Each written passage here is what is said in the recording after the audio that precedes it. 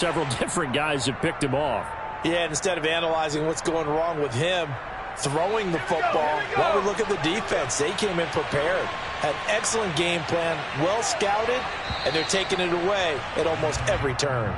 So we have reached halftime intermission with the visiting Chargers on top. As we'll send you down to Orlando, and we check in with Jonathan Coachman for our EA Sports Halftime Report. Coach.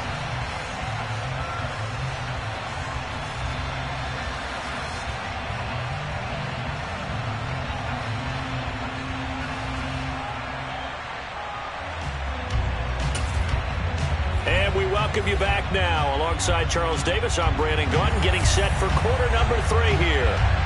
So the Chargers will start the second half with the lead and the football as we're underway in the third quarter. Taken in at the 3. Oh, a dangerous return man showing it here. He's at the 40, 20, 10, and he'll bring it back all the way. Touchdown, Chargers. I know a lot of special teams coaches, they just want to keep it away from him because that's what he can do. And others have egos that their players can't keep up with. And they say, challenge him, kick it to him. The way he runs, as fast as he is, I wouldn't challenge him at all. I'd do everything possible to keep it away. He is just a blur when he gets a full head of steam, and he got a full head of steam there.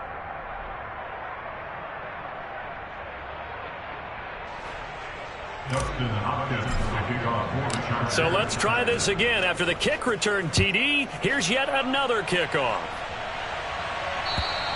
And this will be a touchback as that sails over the end line.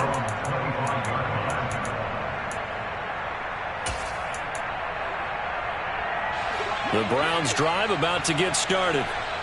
CD, they certainly know the hole that they face as they begin the second half. They have to do what precious few teams have done in NFL history.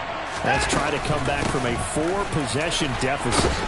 Hey, partner, you know as that team gathers, they're saying to each other, you never say never, right? Because if you're on an NFL roster, that's how you have to think. You can always come back and win a ball game. And let's face it, we saw a certain Super Bowl, a 25-point lead late. That wasn't enough to put someone away. But that being said, this task is near impossible. Let's face it. And bottom line is, it officially becomes impossible if this possession is an empty one. On first down, they'll run with Chubb. He'll get a nice chunk there on the first down run, and it's 2nd and 4. Now, Brandon, that's the way you want to run the football. There should almost be quote bubbles above the offense right now. Bam, boom, biff. That's how they feel good about moving the football. And the Chargers rush is going to get there. Down he goes. Chris Rumph coming in hard that time on the blitz, and he gets him down. It's a loss of 4.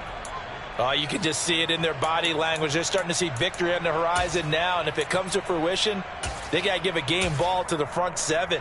Defensive line has taken charge and controlled this game. Facing a challenge of stopping this opposing offense, and they've done so with ease. And there is Amari Cooper, his first catch. And he is going to have a Browns first down as they're able to get the 3rd down conversion. So from Charger territory now, here's a 1st and 10 at the 47. Chubb on the counter. And he'll be taken down right around the 41-yard line. It's a 7-yard carry to set them up with a 2nd and 3. Not too many offenses want to turn down long drives, but when you're down what they are, they've got to pay it off with some points. And again, it's Chubb. And he is going to lose yardage here. It'll be a loss of a yard, and that's going to lead to a 3rd and 4 coming up. I think it's pretty evident. We can say what a difference a week makes. Last week, he ran pretty much wild, didn't he? Did pretty much what he wanted to do. But this one, they've stopped him cold. That, to me, that's good scouting. And my goodness, another interception. Picked up by J.C. Jackson. And the Chargers are going to get the football here at their own 40-yard line. I think you and I were a little surprised back earlier in the game when he threw his 2nd interception. I mean, who would have thought a quarterback of his caliber picked now 5 times? It's beyond stunning to me because we're used to that with maybe a quarterback with less experience or less talent. But a quarterback of his caliber, I can't believe what we've just seen. Absolutely. If you would have told me this coming into the ball game, I would have said never, not in a million years, but here we go. No gain on the play there, second down. Right back to Spiller on second down. And only a couple for him there as the tackle is made at the 42. Early down stuff to put this offense in a precarious position. We know that securing the point of attack, especially against the big-bodied guys in the middle of this D, has got to be priority one. On third down, it's Spiller. No gain on the play there. A nice job defensively. And it likely forces a punt situation on fourth. Absolutely love the effort there. The ability to flow from his inside spot and stop that one at the line of scrimmage. Nice linebacker play.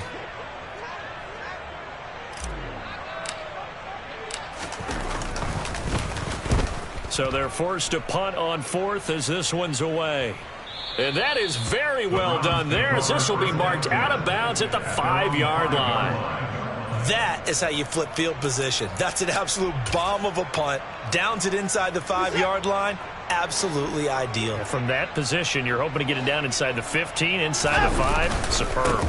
Here's Nick Chubb as they try to fire up this run game. And he'll take this ahead for about 4. Second down coming up. Well, they did throw interceptions on their last 2 drives, so no surprise at all they decided to start it with a running play. I'm actually a little bit surprised, though, that they got as much out of it as they did. Yeah, decent little gain. Puts them in a pretty good spot for second down. Following the pickup of 4, here's second and 6.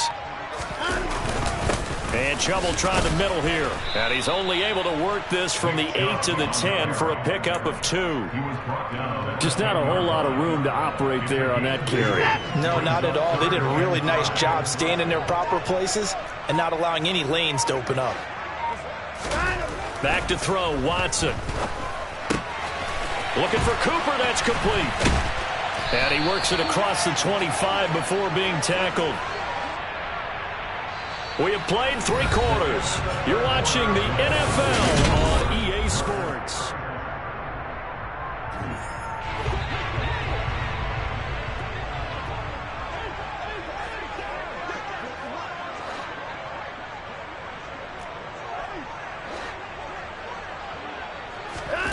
On first down, it's Watson. Steps away to his left. And he'll toss this one incomplete. Seeing no options, he throws it away. They lead big, and a major part of that has been how they've taken their play to a whole new level this second half. No points allowed since the break, and you can add another incompletion to the total number that they forced in this runaway contest.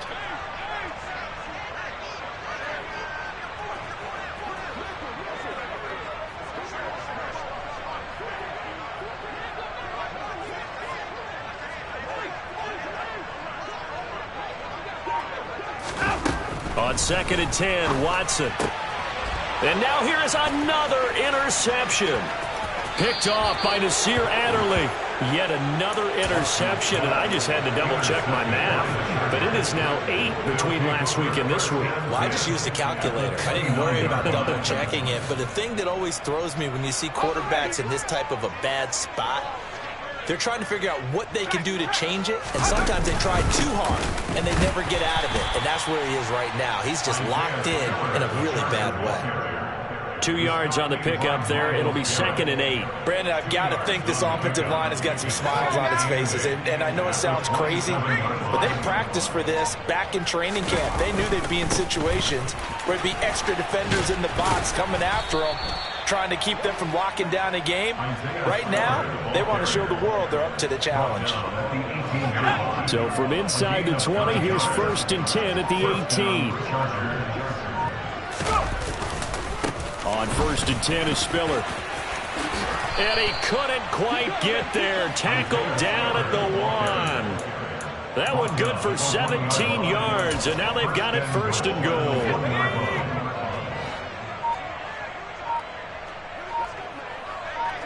And they will take a knee here.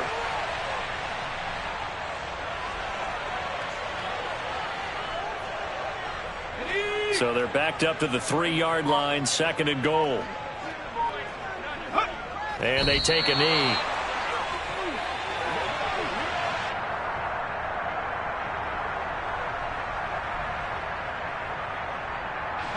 And now can they reverse the trend on 3rd and goal with the last 2 plays having gone backwards? And they'll indeed take a knee.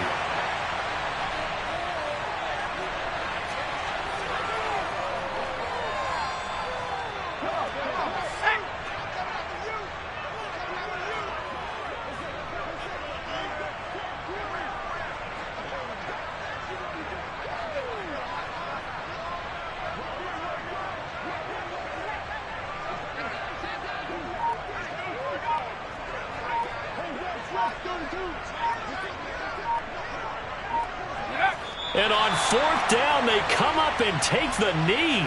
So they were really trying to put the nail in the coffin there already with this lead here in the 4th, but they didn't get it. Guaranteed it's not going to be a fun handshake in the postgame, right? You just know that there's going to be some bad blood there.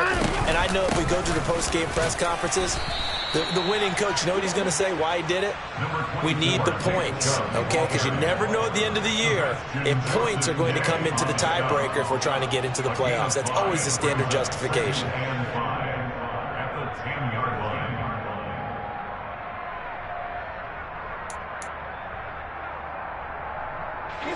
After the pickup of 5, here's 2nd and 5. They give to Chubb out of the gun. And not much here as he'll get it to the 11, maybe the 12-yard line. 5 yards on 1st down, but now just a 1-yard pickup there on 2nd. Brings up 3rd and 4. This offense so far on 3rd down, they've converted just 2 for 6 thus far. This is 3rd and 4. They go up the middle with Chubb. And he's got it past the 30 before he's hit and dropped. The 71 yards rushing down for Chubb and a 1st down as well. Defensively, you've got the nice lead here in the 4th quarter. You're saying, if they want to get a run of a little over 10 yards, that's okay. I hear what you're doing there, and I think you're onto something. They've loosened up on defense, so don't get fooled by the nice runs you're getting now. You've got to get bigger plays, possibly think about throwing the football a bit more here.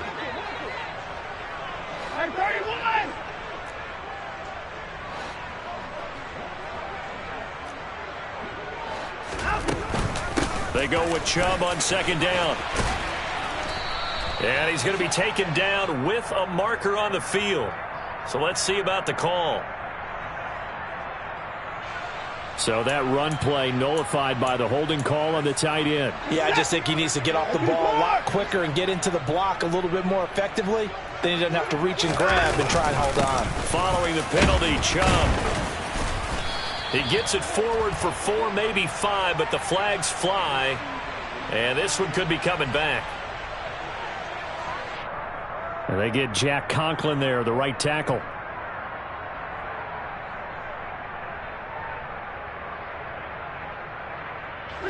They'll come up now on a 2nd and long after the hold. They'll try to draw now with Chubb. Absolutely nobody fooled there. He's going nowhere fast as he stopped behind the line of scrimmage. Just a 1-yard loss that time, but that's not what they needed. Now they're dealing with a 3rd and long. I think this offense, specifically this running game, they're going to have to find a way to turn the page because they haven't found a way to run it effectively thus far, and it's cost them. He's got a man complete. And he'll be taken down, but not before they reach the 50. A real letdown defensively. That was 3rd and a bundle, but they allow the conversion. Quick throw, and he's got Amari Cooper. And they'll get him down as he's inside the 40. And the gain here to the previous play, and it's better than 40 yards total. One last throw here for Watson. And that will be incomplete as time has run out on this football game. So this one's over. It's in the win column for the L.A. Chargers. Well, on one side of this, Charles, an impressive victory. On the other, I mean, you think about it, they scored in the first quarter, but then they didn't score in quarters 2, 3, or 4. They're going to have a lot of work to do before stepping back on the field. Yeah, it'll be an interesting tape to analyze, won't it? Because why did it work in the first quarter but nothing in quarters 2, 3, and 4. So we always talk about adjustments. You don't just wait till halftime. You do it series to series. They'll be working on that in preparation for their next game. So for the Chargers, they improved to 5-0 now on the young season. And they'll get another road test next week as they head to Mile High to take on the Broncos. Meanwhile, for the Browns, they drop below 500 to 2-3 with a loss. And they'll try again next week at home against New England.